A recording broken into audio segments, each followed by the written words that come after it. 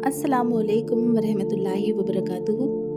पिछली वीडियो में हमने बात की हज़रत यूनुस अलैहिस्सलाम और उनसे मिली आयत करीमा के बारे में। आज हम बात करेंगे हज़रत दाऊद अलैहिस्सलाम के बारे में। हज़रत दाऊद अलैहिस्सलाम भी बनी इसराइल के बड़े नबी गुजरे हैं। आपका जिक्र कुरान पाक में कई जगह आया है।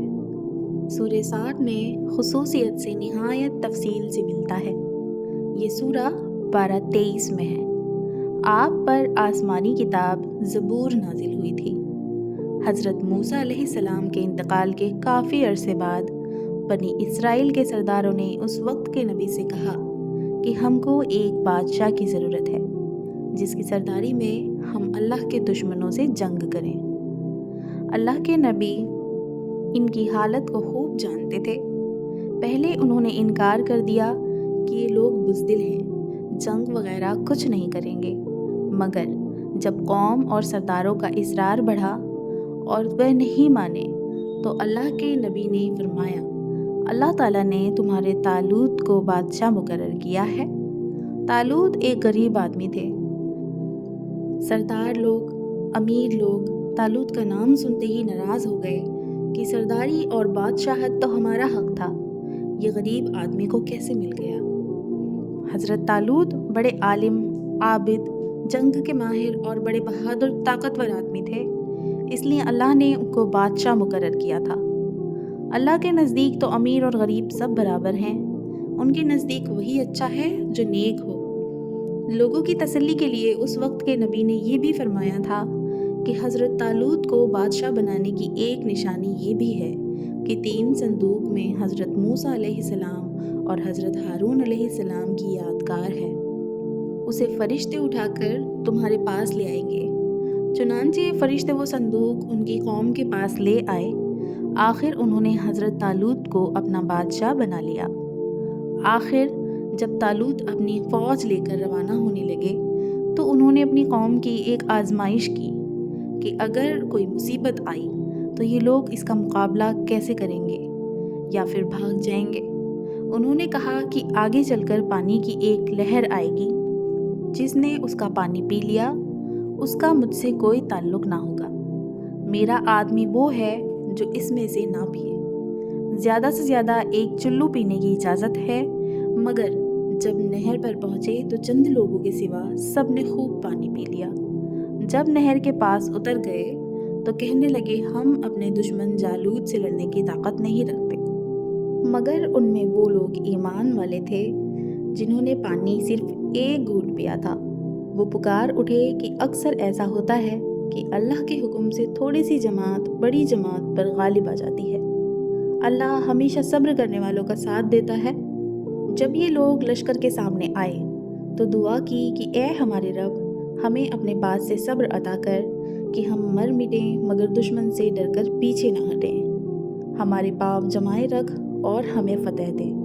फिर अल्लाह के हुक्म से उन्होंने दुश्मन को शिकस्त दी। हज़रत तालूत के बाद हज़रत दाऊद को अल्लाह ने हुकूमत अता की और हुकूमत भी ऐसी अता की कि इंसानों के साथ पहाड़ों और परिंदों को भी उनका फरमाबरदार कर दिया। उनको दानाई और मुकद्दमों के फ़ैसले करने की लियाकत बख्शी। फिर भी वो अल्लाह की इबादत हर वक्त करते रहे। अल्लाह ने उनको हुक्म दिया था कि पूरी पूरी ज़रहें बनाएं, कड़ियों को जोड़ने में मुनासिब अंदाज का ख्याल रखें और अपनी ज़िंदगी नेक कामों पर खर्च करें। एक दफ़ा अल्लाह ताला ने इनका इम्तिहान लिया इस तरह कि 2 आदमी दीवार बांधकर उनके मकान में घुस आए जिसमें वो इबादत किया करते थे। आपने उन्हें देखा तो घबरा गए। उन्होंने कहा, आप घबराएं नहीं, हम अपना झगड़ा लेकर आए हैं। मेरे इस भाई के पास 99 दुम्बियाँ हैं और मेरे पास सिर्फ एक है। अब ये एक दुम्बी को भी लेना चाहता है।